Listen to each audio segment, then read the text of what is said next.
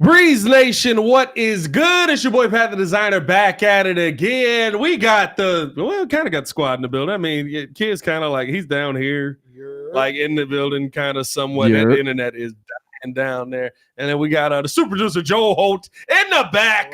He's straight out of Wrigleyville. What are you straight out of right now? I can tell that's a straight out of like Compton, straight out of Rich South. My high school t-shirt. Straight out of skinny shirts. That's just straight out of. Hey, man, on today's episode, we got a lot to get into. Bears rookie minicamp day 1. And I'm going to tell you this right now. From everything that I've heard, all the people that I've hit up about it, people that I've talked to who had eyes on the ground, oh, my God. We got one, boys. Now, I would hope we have one in shorts and I would hope we have one in shorts and T-shirts. But, looks like Caleb Williams had a stretch. And we got, of course, that breaking news that Caleb Williams has been named the starter. So excited about that as well. The tourney of bad QBs is complete. And the Friday free-for-all. All that and more in today's episode of the Windy City Breeze Sports Talk Daily. Hit that like button, subscribe to the page, leave that 5-star review. Y'all know what to do. What's good, boys? How y'all feeling, man?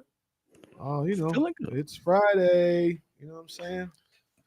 Ready that was the very it's Friday, dog. That was like, are you excited that it's Friday, or is it just like it's Friday? I have to be at home. Actually, I'm going to finish tiling, so yes, I'm very excited. Got that new Tyler over here. That tile cutter is nice. New Tyler, what's good with you, kid? How you feeling, my guy? I'm just enjoying the disdain that Bob the Builder over here has about his weekend. You know, he's like Friday, yay! Yeah, it was a sad. It was a sad Friday. You know what I mean? Like, there was no enthusiasm behind it. Man, it's Friday, man. I'm pumped up. Yeah, I mean, we got a quarterback. Do we need to do a shot of this bad liquor that your friend brought? Do we need to No, I don't want to take a shot. We need to like wake you up. Hey, we need the Joe that's winning Monopoly. That's what we need. Oh, is that what the shot was? Man, last night was a weird night. Joel won and Jordan won. Mr. Meaty himself getting the Monopoly dub for once. No, it wasn't that. It was like I won, and then I got the game from crap. Yeah, it's like everything. I paid every turn. I got so behind that it didn't even matter. And Jordan got the full color set in record time. Like he got the red. It was done. That's the cost of winning. Yeah, it's the cost of winning. Hey, man, we got a lot to get into on today's show, man. I mean, rookie minicamp is here. Got to hear from our starting quarterback. Got to hear from our probably future number one wide receiver. Probably not number one coming into this season, but future number one wide receiver. And, I mean, listen, you got to hear from the head coach who, I mean, I don't know. Is Flus dyeing the hair at this point? He's getting younger. Every time I see him at a podium, he looks like 2 or 3 years younger than he did last year. Maybe it's just because it's the offseason. Like during the season last year, he's got to deal with Allen Williams and freaking like, you know, all the stuff that went on in that building, the cybersecurity, all of that stuff. Yeah, I mean, like that's that I don't know, man. Like Flus keeping it fresh. I like the look, fresh cut for rookie mini camp. Yeah, I mean, but listen, first thing that Flus said that I think a lot of people knew already. Like I'm glad that we're not doing the horse and pony show. You know what I mean? Caleb Williams named the starter. We got it out of the way. It's done. We're not worried about it. We're not sitting here doing we've got Tyson Bagent in the building. We want to create competition. We're excited for what we have with all 3 of our quarterbacks. Shut up. Brett Rippon never had a shot. Yeah, I mean, like listen, I'm glad that Flus cleared that up day 1, play 1. I'm excited that, listen, the beginning is here, and Joel has dubbed these boys the Bear Force 1 offense. Oh, hold on. We got to get Kid off the screen for this. Let that fully ride there. Bear Force 1 offense. So let's hope that this is a full go.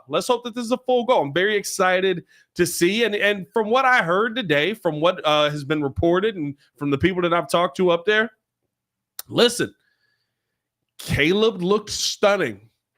I like hearing They that. said from about, I guess when they actually started throwing was about 1250-ish. To about 105 or 106. That was the first time that Caleb threw a bad ball. So from 1250 to 106, Caleb Williams was basically throwing dots all around the field. Love to hear that about this guy. I mean, listen, I would hope that you can do that in shorts and a jersey and a t-shirt, basically. Yeah. But it is good to see, especially you talk about the negative when the negative is there. I'm excited for the positive and the fact that there was no negative for about 15 minutes on the field with Caleb Williams. What do y'all takeaways from some of the stuff we've heard from rookie minicamp day one?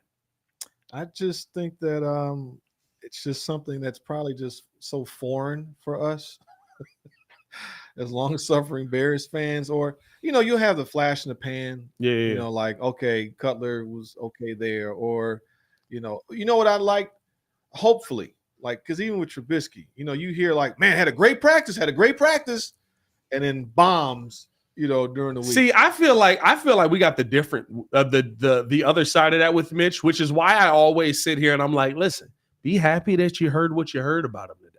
Yeah. Be happy that you heard that there was 15 minutes. Because with Mitch, like I remember, and rest in power, Jeff Dickerson. I remember JD getting on the radio and just being like, listen, boys, a lot of overthrows. like we got some work to do. He's a developmental piece. It's going to take some time, but I absolutely remember him getting on with Waddle and Sylvie or with Carmen and Yurko on the radio and just going, ooh, yeah. Yeah, you know what I mean? Like, so I'm excited to hear that the offense looked good. From what I've heard, Roma Dunze looked good out there, really good out there as well. Ran his routes well, all that good stuff. Hit the rapport with him and Caleb seems to be building every day. Yeah. And then I guess the one downside is we did hear that Torrey Taylor shanked some punts, that he is not Jesus Christ with his leg. Really? Apparently he's not the Jesus Christ of punters yet, but maybe he can get to that point. But listen, Bear Force One in full effect. I like the fact that this offense is hitting the ground running. And the one thing that I love that we heard, and this is to me, if they, I'm sorry, I can't do the fake excitement over rookie minicamp anymore. I've kind of lost that ability. I'm excited that they're out there, but the goal is like, listen, nobody pull a hamstring. Yeah, you know what I mean. Like, get hurt. all I care about is like everybody got their hammies, everything intact, all muscles, all ligaments good. Let's go. Yeah. The one thing that I did like that I heard today though was that they came into this rookie minicamp prepared. And we heard that from our quarterback, Caleb Williams. By the way, over 100 in the chat. We heard that from our quarterback, Caleb Williams, that they came into this thing prepared, that they were ready to go, that from his top 30 visit, he was asking, okay, how do we do certain things? What's the cadence you want to have on this? How do you want to go about getting in a huddle, getting out of the huddle? How is this route going to work? What's the verbiage on this? What's the language on this? And he was able to take it back to his own personal quarterback's coach and be able to work through that in the offseason. I'm excited coming into this season because Caleb Williams is starting off prepared. Yeah. Caleb Williams is starting off ahead of the curve. And even if it's just a little bit ahead of the curve, that's good to see because he's the one that has to put that out there for everyone else. If Rome maybe needs to catch up a little bit, or he wants to work out with they brought in his college quarterback or wide receiver, one of his best friends in as a workout. Yeah, I mean, like, oh, we got to get you up to speed so that you can make this team, fool. Like, I need you here. You're my boy. He may be the Thanasis Antetokounmpo, this whole thing though. But did y'all see Thanasis tore his ACL? No, didn't know that. Hey, that's the craziest thing, bro. How? Running and jumping on a bench. I have no idea how Thanasis tore his ACL, but no, I love the fact that we have our quarterback already prepared, already ready, and he's kind of ahead of the curve coming into rookie minicamp. That sets the precedent for what this team is going to be. Real quick, man, we got to shout out the chat, man. Scooby Palooza was number one. Scooby Palooza in here. Number one in the chat. He was the first person in here. Jay Grizz. Big Scooby-Doo fan myself. You know what I'm Crimson, saying? You dig what's happening. King Booker World. We got Isaac, Bears Junkie 23, Hall of Fame. Mike Davidson, what's happening? Mediocre Self, Nova 312. Terrence Humphreys, Joe May, Ray Yanez, Mike Davidson, Grady. What's happening, Grady? How does a professional towel swinger? D-Dog, what's happening? We see you, D-Dog. What'd you say? Nova said, how does a professional towel swinger tear his ACL? Hey, that's the comment. Jack Haley put on steroids. Bro, all literally when I saw the news come through, I just went, how? Like, what was What's up, he D. doing Burns, Bob that Tinney? tore his ACL? Like, when you see an artist just going way too hard singing a song, you'd be like, you ain't got no song that goes with this. Yeah, just doing too much, man. To go back to the but Caleb I mean, thing, though. the whole point though, man, like it's just finally this organization is figuring it out from top to bottom that we need to be in the modern NFL. You got a quarterback, you give him the weapons, and I mean it just works out even sweeter for Caleb as a number one pick that goes into a pretty good situation that hasn't been done since maybe Andrew Luck, if that. Yeah. And it looks good that if he has the pedigree, because a lot of times with these quarterbacks, I mean, there's a reason they're picked number one. So if he can develop traits that doesn't necessarily set him back, if he's able to get out there and really learn, because now having three pro, like practically probably all pro receivers, those guys allow you to make certain throws, or now you can see what it's like to have the best versus throwing to some of the worst. Yeah. Or having the worst line or having the worst whatever. And now he can excel and not necessarily maybe there's a regression in him because of the some of the parts around him. But I love it. I like the self-awareness he has.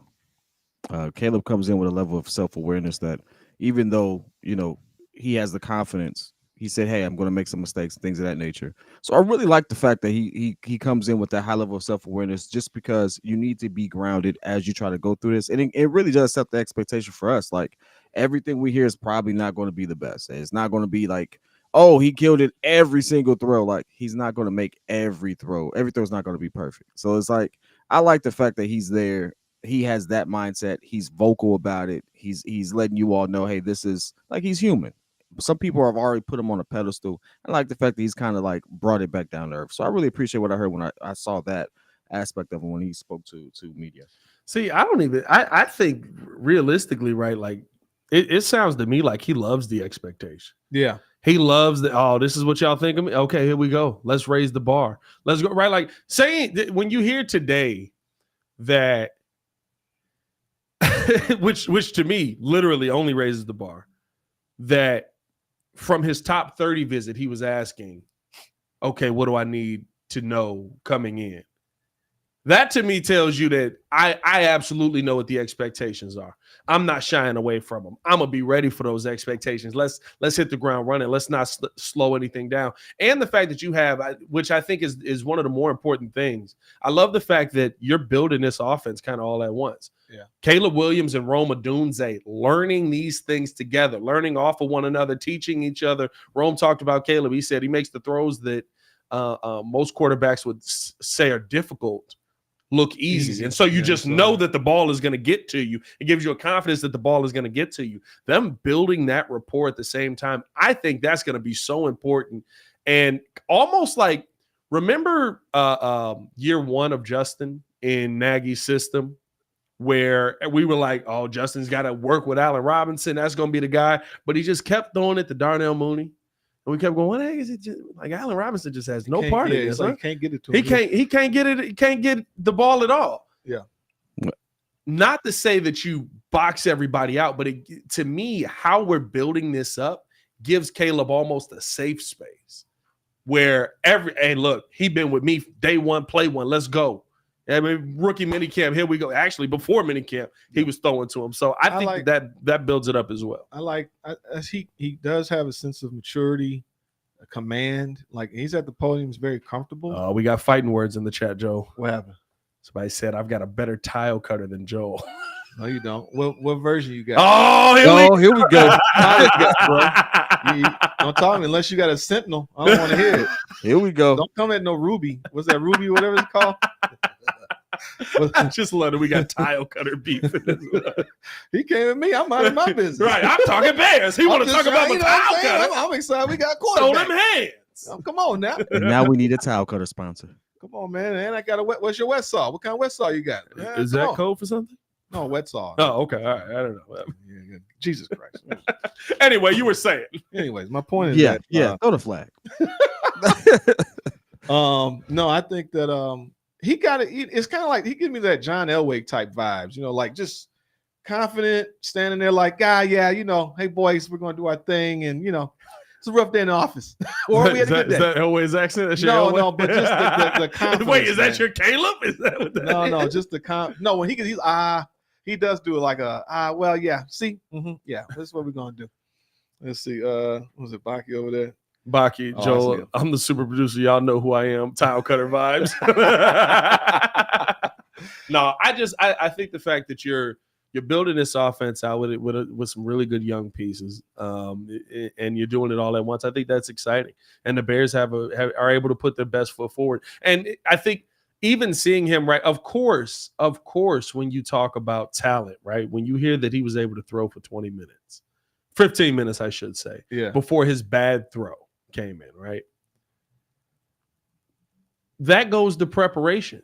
That goes to working with guys. And from what I hear, he was throwing it to the same spot over and over and over again. And so that goes to you working through some of those things initially. They were working on getting in and out of the huddle today. They were working on, like just literally getting a call in, getting in the huddle and getting out. And apparently he was doing pretty good at that as well, because he's already got a lot of these calls down. He's been working so hard on this already. So, like, again, I don't think that Caleb is shying away from any of the pressure. Yeah. I think he's preparing himself, because pressure buzz pipes or create diamonds. I love it, because if this works out, barring injury or anything else, this isn't about like winning a Super Bowl or competing. It's like we're trying to set the standard and have a run. This could be a 5 to maybe 10-year run. Let's get through year one. I'm just saying, but the mentality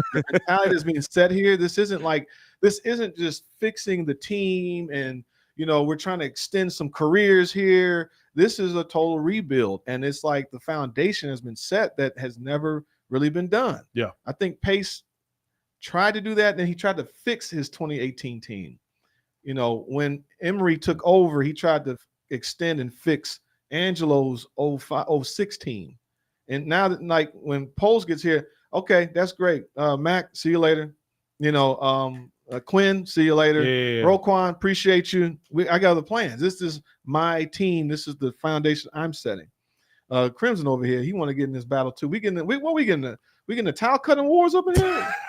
Crimson jumping in. I got a 20-year-old Ruby. I'm like, okay, fight back. And we weren't even fighting with you. But let's go. Who else wants some of this smoke? Who else wants some of this towel smoke? Skip all the tools. Show me the work. I gotta see the work you're doing. Right. With this Right. Hey, everybody got a towel cutter. I need to see what kind of floors you've been laying, my guy. What you doing with this? B-Dog with a question for y'all. Have we ever seen this type of an attitude from the Bears throughout the entire organization, from your president to GM on down? Everybody's got that arrogant but not cocky attitude. We've never seen that in a Bears organization. I'd say the Bulls probably had that. Like, we've seen it in Chicago. We've seen it in Chicago before. Jerry Krause was, he had the arrogance, kind of cockiness. Well, he was cocky. Yeah, Jerry Krause was cocky. Michael Jordan was cocky. Yeah. Well, Mike tried to hide it with like, no, we're just trying to do our thing after 1, 2, 3. Yeah. 4, Mike was cocky. 5, 6. But as a Bears organization, he said, "I'm Italian. I'm born into it." Shout out Crimson. As a Bears organization, no, we haven't seen it. I'd say this: you haven't seen it since Papa Bear. Mr. Meaty's back. What's up, baby? Oh God, what's he doing in the chat? You haven't seen this since Papa Bear. I can't even for sure that say, well, I couldn't. I wasn't alive for Papa Bear, but I would us... assume when you was winning championships throughout the 60s and stuff like that, and he was finally getting over on Vince, you probably was like, hey, yeah, I run that. You know what I mean? Like yeah. Y'all wouldn't say the last time we went to the Super, that team, like the Urlacher Bears? No, Jerry Angelo was not cocky. No, he never came across. He was he used to, what words did he make? Like evolvement. He made up some He used words. to make stuff up. Jerry, I don't think come across. I don't think that organization was cocky. I think our defense was cocky. No, Raging Oracle's got it though. Ditka, but see, it wasn't all the way from the top down. Like from the top down, the whole thing is Kevin Warren we haven't seen this. Yeah, listen, we've had great teams. We've had teams that had high confidence. We've had teams that are willing to go out there and talk their talk. But from the top down, I mean, you got to talk about, first off, we didn't have a GM for till the 2000s. Well, from about We were the last team to actually get a general manager. Since I think it was the 90s, from 90 to 90s almost 10 probably. years. For about 10 years, I think. Well, when what's his name died, they were just like the president, the player, the head of pro personnel will be our GM. It's like, what? Yeah. Like, we literally just didn't have one. So the fact that now, at least the three most important people in your organization have it: Kevin Warren, Ryan Poles, Caleb Williams. I don't think Flus is got. Well, you know what? I don't know. Flus is there for the ride. I don't know, though, because when Flus get that defense cooking, Flus be a little, he'd be like, yeah, you seen them sacks? Yeah, but big sacks in your face. It's football. We talk about sacks. Yeah, all right. Oh my God! Throw the flag on that. I think the phrasing just wasn't. You Quite didn't right. like that? Yeah, you didn't like that? It made you uncomfortable? And he said it's slow too. Big sacks. Pause that. That was crazy. Not pause that. But no, like I think that now, like, right, you look at your top three guys in the organization, and here's the thing. I said this when we did our 5 most important players. There are certain guys that have to have that level of greatness because it has to permeate to the rest of the team. What do you say? The Bears at a local candy store finally hired a manager with a degree. You mean we can sell candy in the internets? Kind of, yeah. Yeah, it's just you're finally figuring the game out, and I think they know. The thing is, if Caleb is that guy, which we think he is, it's impressive. It's like, okay, finally now we can play. Like, we're here now. You know what they are? They're new money. The new money. New money. You know, we can finally now we're here now. Yeah. Not this piecemeal, not this other stuff, and we threw this guy in here. Well, and that's why we talked about him, right? Like, is Caleb Williams a franchise-changing piece? Is this draft the draft that you look back at and say this is your franchise-altering draft? Because you have certain players that to me are on this team right now, while you're adding in young guys who already have that swagger, already have, as V-Dog talked about, that cockiness, right? And I think that you have the perfect people at every single position for that to permeate through the team. When you're talking about leaders on your defense, Montez Sweat, he knows what he can do on that defensive line. That's going to go through the rest of that defensive line. We saw his impact on the defense all last season. Jalen Johnson. Right, Jalen Johnson knows the level of DB that he is. That permeates through the rest of that defense. I think when you look at guys like Caleb Williams, when you look at guys like Keenan Allen, right, their mentality is what the team is going to feed off of, and that's why the one knock I had on Justin in training camp last year was like, listen, this team's going to be as fired up as you are, and you're never fired up. He was even keel. He was the perfect. He was chill. Hey, I'm not gonna let things get me too excited. I'm not gonna let me get too down. Here we go. I'm vibing. I'm gonna go through. I'm gonna make the plays I gotta make. Blah blah blah. Caleb Williams is coming in, even if it's just from a educational standpoint. I'm prepared for the day.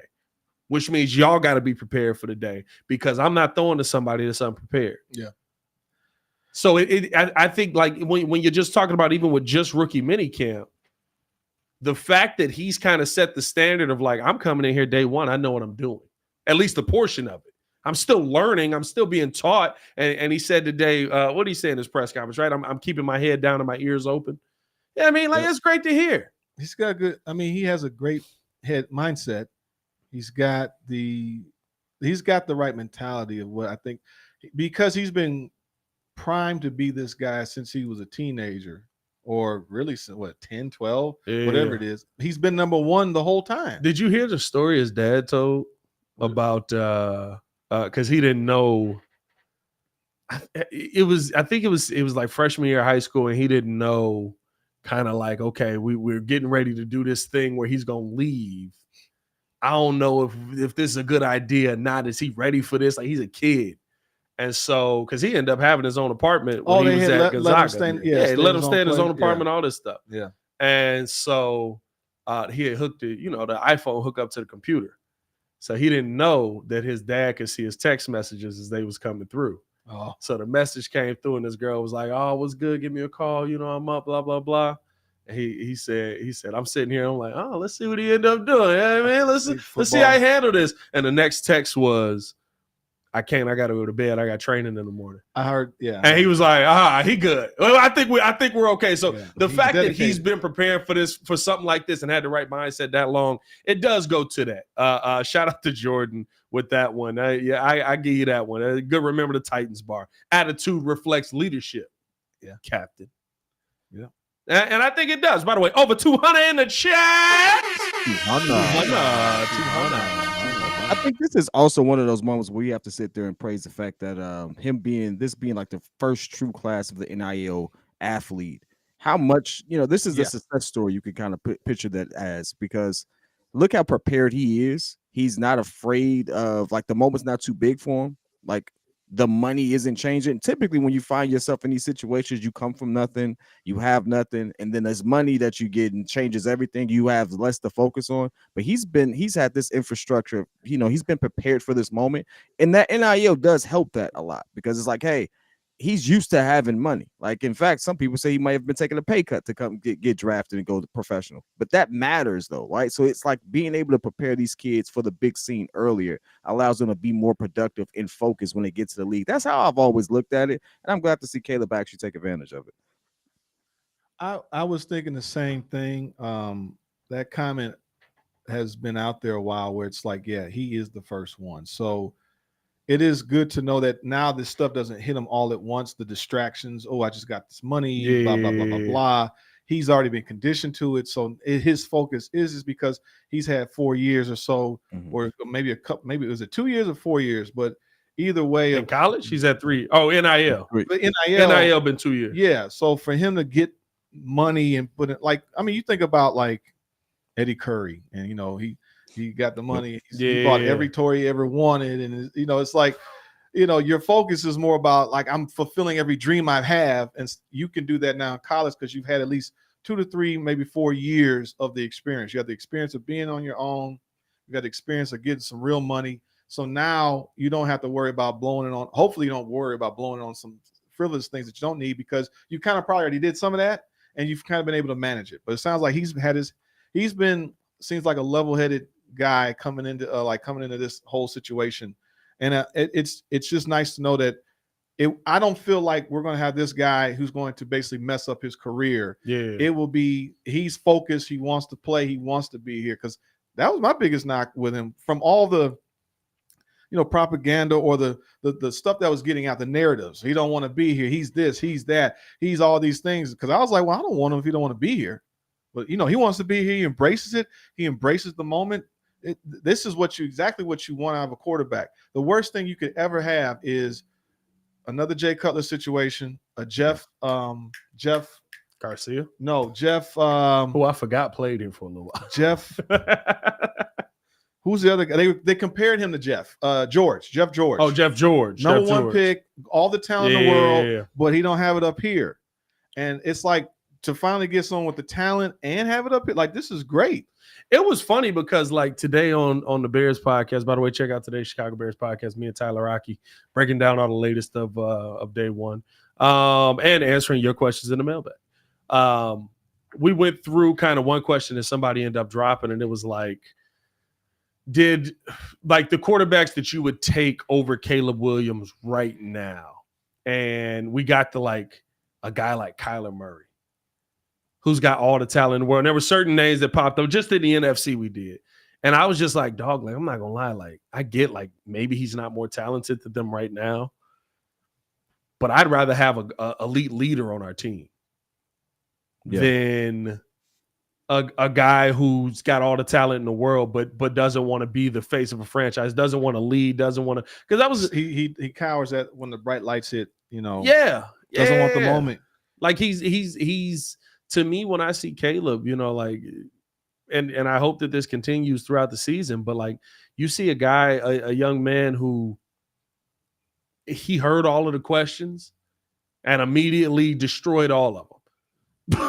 I love. He heard all of the like. Yeah, I mean, is he a leader? Is he a good teammate? What's he doing for the all of those questions people brought up pre-draft? I think by the time he was a Bear for 6 hours, we were like, well, I mean, here we go. You know what I mean? At the combine, I thought I liked him when you finally got a chance to hear him because they came at him like, are you afraid to compete? Why are you doing it? He was like, hey, okay, hey, how's it going?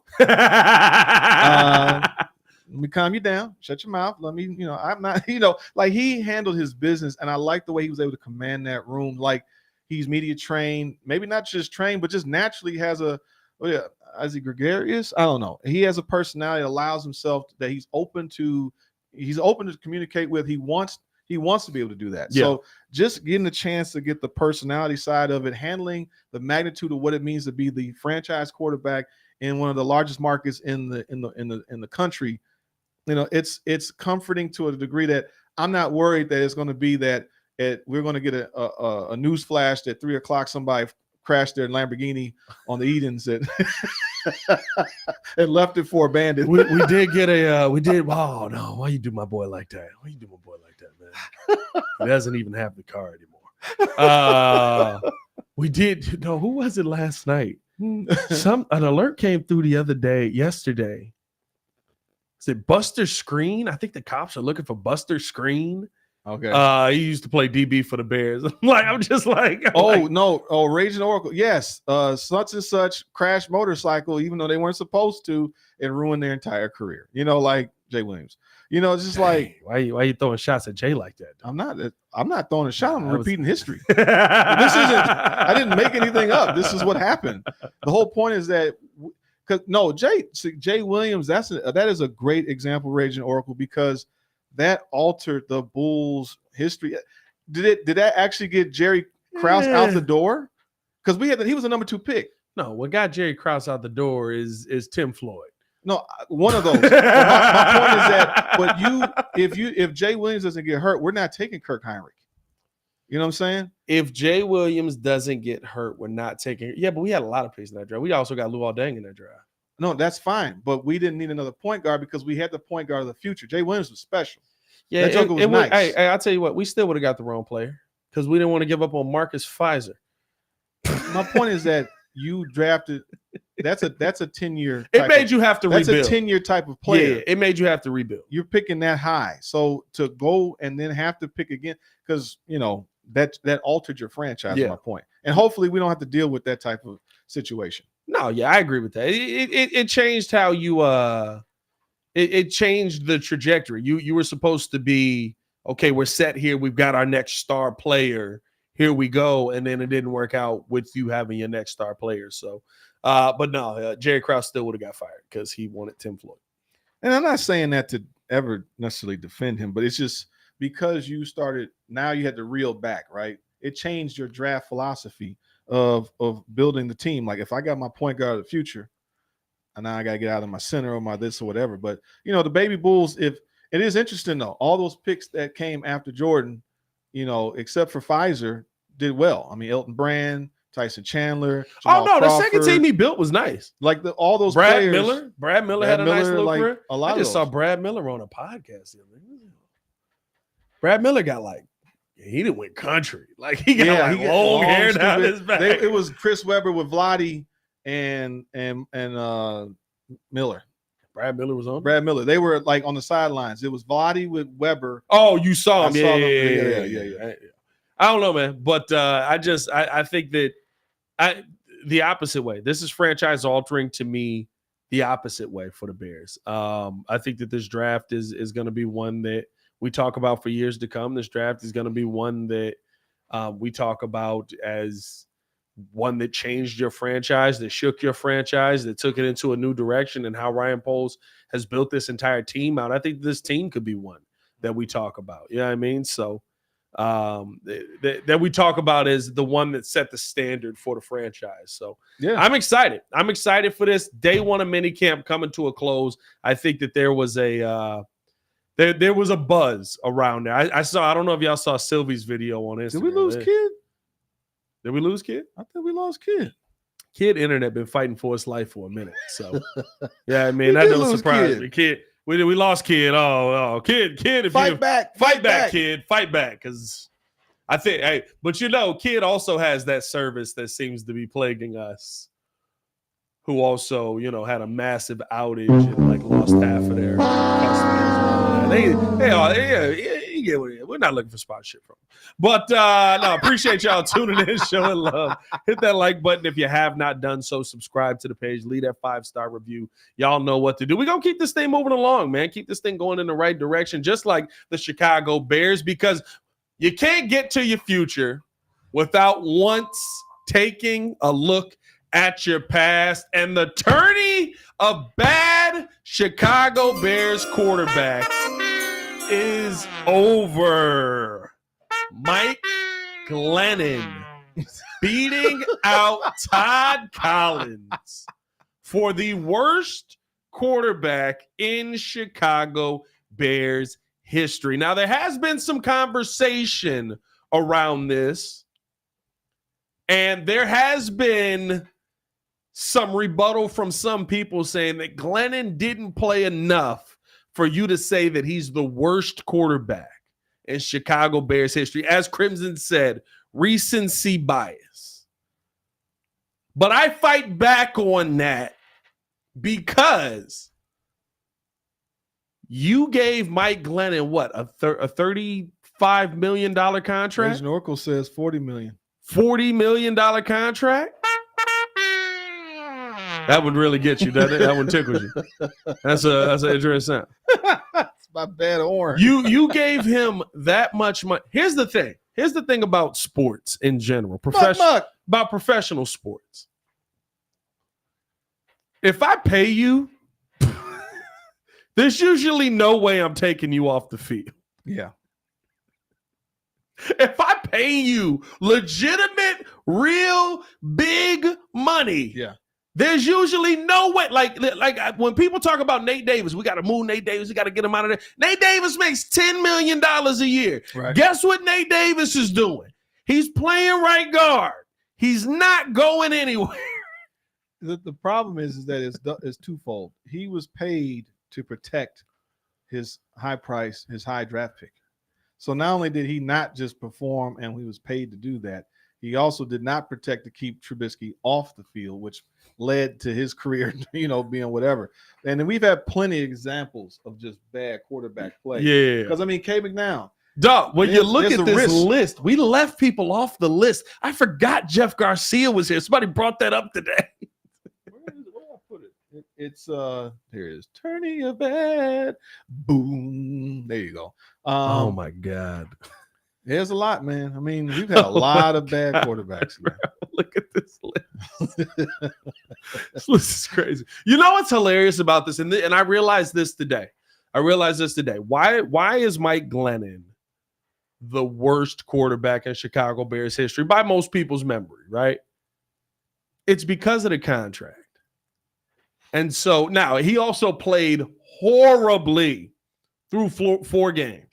4 games, I believe he had 5 touchdowns, 4 interceptions, or 4 touchdowns, 5 interceptions, one or the other. Like, he was god awful. But realistically speaking, why is he on this list?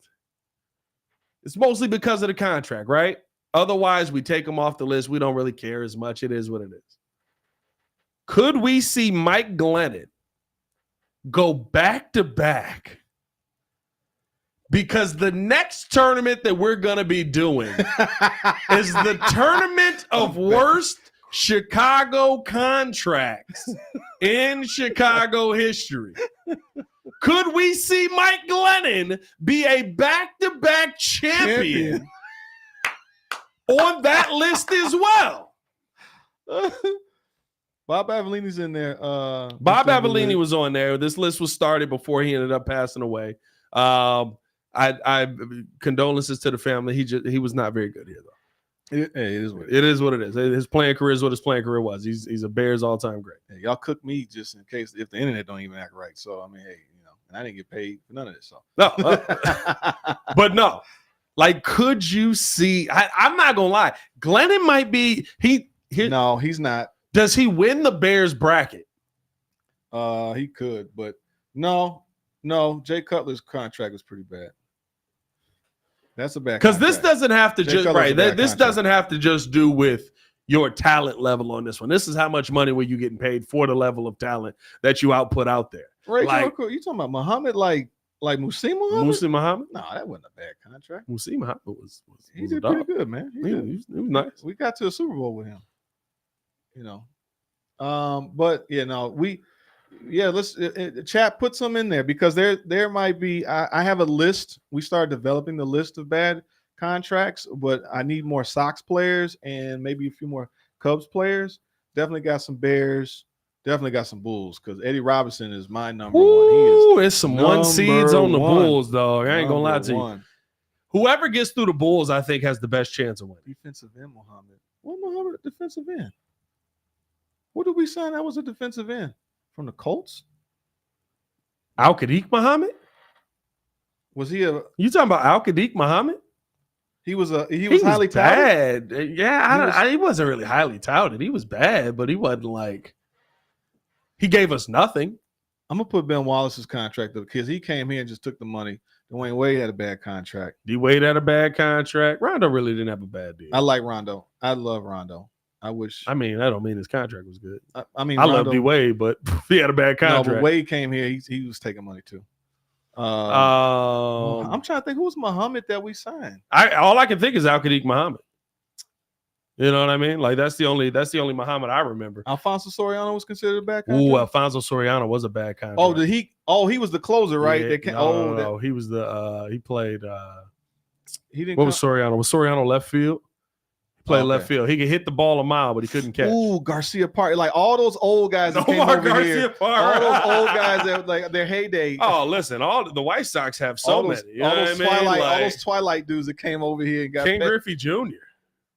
I love King Griffey Jr. I did too, just not on the White Sox. Yeah. So we gotta Griffey Jr. Actually, I mean, he made the diving. Like he literally was here just to make the diving catch that got us into the.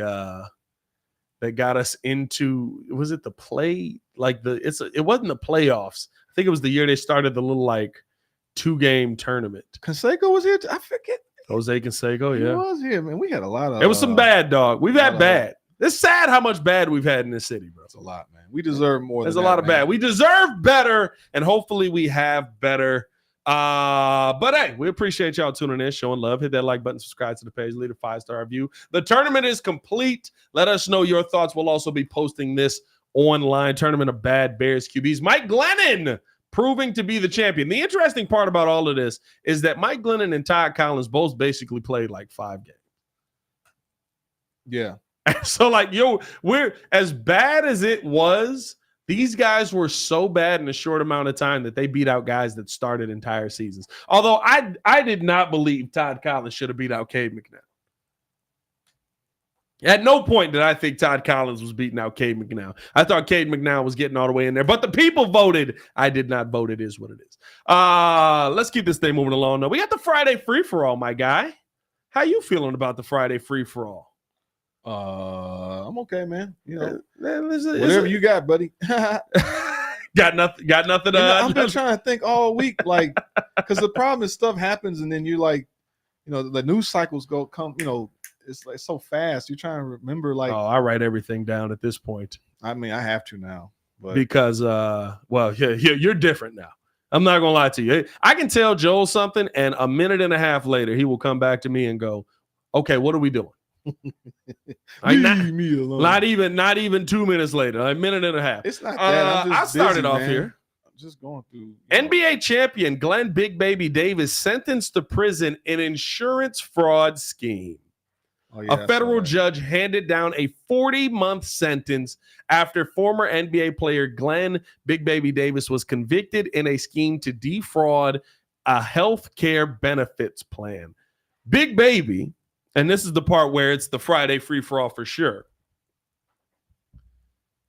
Then took to Instagram Live, definitely a little tearful in the eye, but trying to make the best of the situation. And basically said, jail's going to be interesting.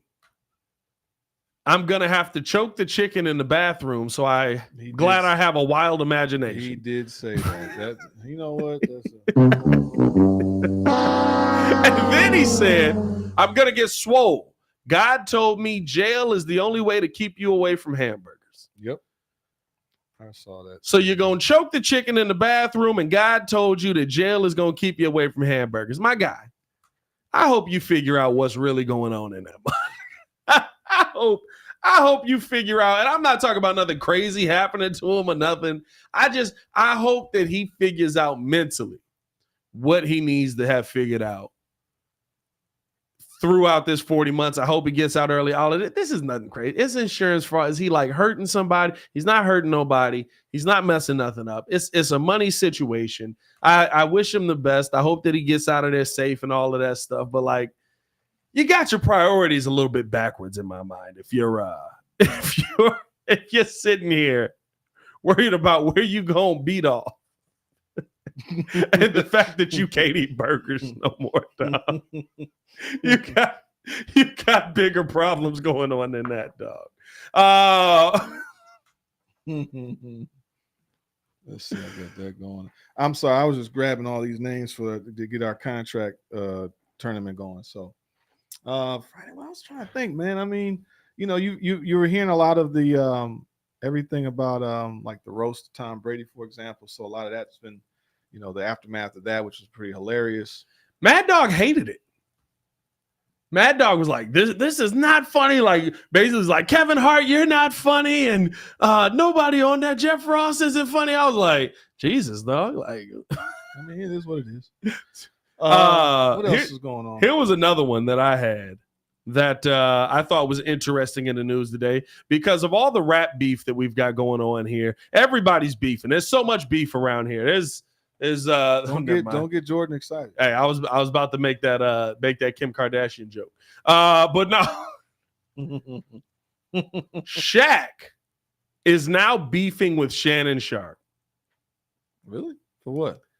Because basically Shannon Sharp called him out about not going out there and or when Jokic won the MVP, Shaq said, I thought Shea should have won it, but congratulations, brother. Yeah, I mean, like, I'm glad that you got it, blah, blah, blah. They go about it. It ends. Social media explodes. Oh, my God, Shaq was hating. I love the difference in opinion now is just purely hating. But basically just, oh, my God, Shaq, you hated on this guy. So Shannon Sharp talked about it on Nightcap and said that, you know, I think this Shaq is a little bit envious of some of the guys that were willing to work hard. And then he said, if Shaq had my work ethic, he will be the greatest big man of all time. And Shaq has talked about his work ethic and different things like that. But you know how that come off. So how does Shaq respond? Shaq responded with a rap. I see it. I just pulled it up. Shaq dropped a diss track. He said, you took me sticking up at shy, asking jealousy a joker. Shows how smart you are and how you say anything to get a click. So here's some clickbait for you. If you ain't ranked in the top 10 in your profession, then you can't speak on me. So don't forget, I know what to do, what you did to get where you were at. Me jealous sounds like you jealous. I know you're trying to stay relevant by gossiping on your podcast. We don't believe you. You need more people. And in case you forgot, 4 rings, 3 finals, MVP, top 50, top 75, Google me. And to be quite frank, all the new success you got, you're still under me. You don't know my work ethic, but I work less than you, but I'm worth more than you. Make it make sense. Love you too. If you need to help making money, it's better ways than gossiping. I'm too old for this. Whatever. Love, always the most dominant big man ever who never took it serious. Remember, I don't know you. And in the words of Skip Bayless, I'm better than you. G14 classification. I have it. You don't. Not in my profession. And your GOAT debate. Never wanted to be the GOAT. I wanted to be who you should greet me as, the most dominant ever. The apex predator. Now here's my only issue with this. And listen, if we look sitting here ranking where people rank. Oh, do you need me to pull the? Shaq is definitely above. Let me pull the centers back. No, you leave those centers off the screen. Okay, I can put Eddie Curry we got to a point where Eddie Curry was on there. I don't need that. Shaq is definitely higher in his profession than Shannon Sharp is. 100%. But Shannon Sharp is probably top 5 tight ends all time, right? Yeah. Well, yeah. You got Antonio Gates. You got Tony Gonzalez. You got Gronk. You got Kelsey. Travis Kelsey. I would probably And then say maybe Shannon. But he's going to fade out as more receiving Sure. tight ends come into the game. 100%. But and maybe Shaq won't. Maybe it'll take longer for somebody to overtake Shaq. Shaq will always be the most dominant big man. I don't think we'll ever see a physical specimen like he was again. But to say that, like, you can't speak on me because, like, I almost think Shannon can speak a little bit about this because, like, it is a work ethic thing. Shaq has said, and not to say Shaq didn't work hard, but Shaq has said, I wish I worked on certain things more because I'd be the greatest center of all time. Yeah. Like, he said that himself. Yeah. So, like, you took, and listen, I didn't take him going at Shea and all of that as him standing up for Shea as being envious of Jokic winning or he's mad that Jokic got more MVPs than he did. Jokic ain't got more rings than him. That's the thing. But like Shannon, how many Super Bowls he got? 3? Denver. Yeah, is it 2 with Denver and 1 with the Ravens? 2 with Denver and 1 with the Ravens? I think so. I think he's got some room to speak on work ethic in sports. Yeah. I think Shaq might be tripping on this, and I'm a big Shaq guy. Yeah, I mean, I think Shaq might be tripping on this a little bit. Yeah.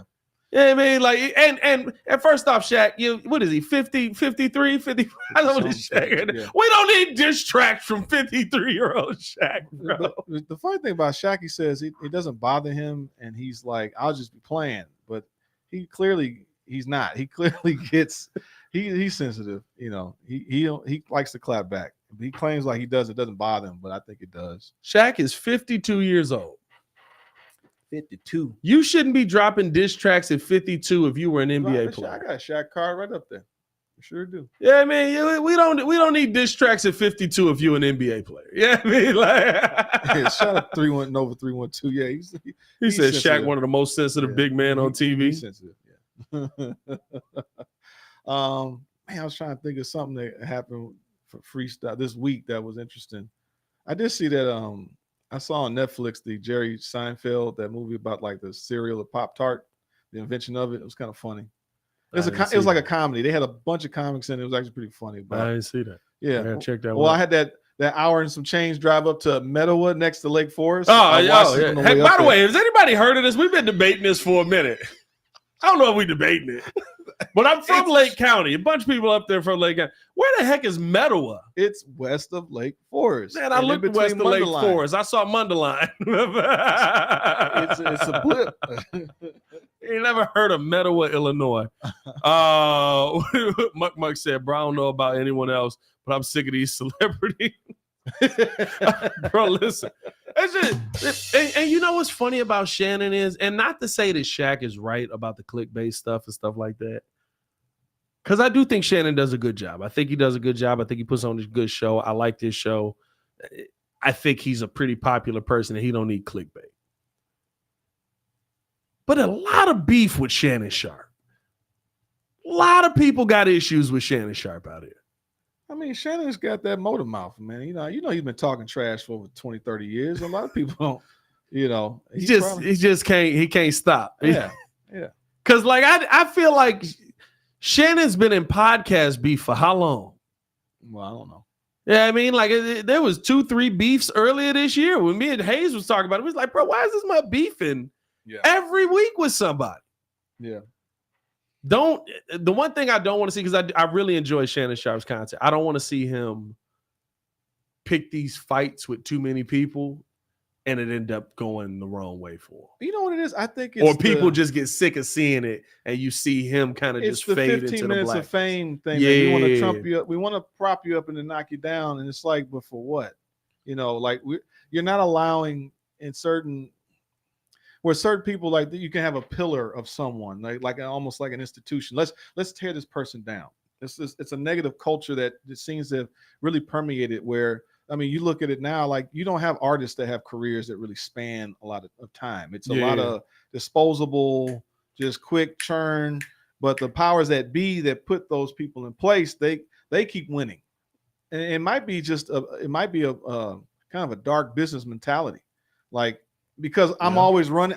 If I'm if I own the medium to put people out there, it's kind of like ESPN. Is ESPN famous because of ESPN, or is it famous because of Stuart Scott, Rich Eisen, Dan Patrick? So those guys, they make ESPN. They were the best of the best. But ESPN is like, well, we're still ESPN. Right. So it's one of those situations to me. But I feel like the thing is, Shannon did this on his. So Shannon owned, Club Shay Shay. He owns why can't I think of the nighttime one? Nightcap. He owns Nightcap. Like that's all under his media company and all that stuff. So he getting all that, and this is where all the beef start from. Grady's silly. You know what I mean? What Grady said? He just said I call him Shannon a plant. I wouldn't call him that. I was saying more like guys that get positioned. Like if the day comes that, let's say we were ever elevated to get to that point, which would be great. Give us a call. Give us a call right here. I would hate that we've been the same people the whole time, but then it turns into what's the name doesn't cut his grass on every Thursday. Cancel him. Like that's gonna happen. Some silly stuff. That's gonna happen. Get ready for that. Right, but that happened to me signing with ESPN immediately. Like I literally it was like a Tuesday, and I was like, "Hey, I'm on ESPN." So here's my thought about the Bears, and the next comment was like, "This boy Pat didn't change. I don't know what they did to him." But I'm gonna tell you right now, he done changed, man. He done changed up on us. He ain't sticking up for our boys no more. You know what I mean? He don't believe in us no more. Right. What the? I just said this yesterday on the breeze. It's been 15 minutes. But it's like having the spotlight that's ever always turning, right? Someone that makes music. If I've been making music for 20 years, or a person that's an artist, do they stop making music per se? Yeah. But is it just that they don't get the attention anymore? But they've always still been making music, right? So it's just interesting to see what happens. Ray just said true. I was selling past stories to the Inquirer day one after he signed. Bro, I got told I sold out. Bro, I was on Locked On Bulls and got told I sold out because I was like, I don't know, man. Like Kobe White, a little inconsistent for me. Mom was like, I ain't believed in passes. He went over. I was like, and then Kobe White, first thing he said at the press conference, yeah, I got to work on my inconsistencies. You son of a. Hey, man. Trinidad Pat. Yeah. Hey, Mike Davis said they saw Trinidad Pat format. Yeah, they couldn't stop frames. me. Gold all of my frames. Gold all of my watch. Don't believe me, just watch. Vicky. Hey, man, we appreciate y'all as always tuning in, rocking with us for another episode of the Windy City Breeze. Hit that like button, subscribe to the page. Leave that 5-star review. Y'all know what to do. Make sure that y'all pull up. You left the basement and forgot your roots. Bro, I do 6 shows a week out of the basement. I'm still in the basement. It's just ain't got the trap window back there. We got rid of the trap window. Come hang out with us. Come hang out with us tomorrow. I know it's Friday. I know it's payday. Y'all might as well get in this party and buy these tickets. 30K party tomorrow. Pull up with us at Logan 11. Gonna be a great time. Gonna be talking sports, kicking it, hanging out. If you're hating on us, pull up and run the fade. No, don't do that. It won't end well for you. That'd be bad. That'd be real bad. But no, man, we appreciate y'all for tuning in, showing love as always, man. And make sure y'all pull up to the party 8 p.m. tomorrow. Does include a free shot with the drink and all it, or with the ticket. So you pull up. What do you call it? He said he's gonna be calling it they're making a custom shot for us at Logan 11. I believe it's called the Breeze Shot. Okay. The Breeze Shot. So I think it's gonna be like a blue, or something, and we gonna file everybody in there. We lit. That's what I'm into. That's what I'm looking to do here. So it's supposed to be a great time. Go have a good time. Y'all pull up with us, man. Come through. Yeah. If you're doing date night with the missus or your girl, bring her out, and then come hang out with us. And if you gotta go. At least come by and say hi. Yeah, listen. Hey, bring your girl, bring your wife, bring your girl and your wife, bring your wife or your girl. Be careful now. Hey, listen, leave your wife at home, bring your girl, bring your girl at home, leave your wife. I don't know. Yeah, pre-game and go kick it to another spot. Whatever. Just come hang out with us. Y'all stay safe out there in Chicago. One love, bear down, man. Peace. One love.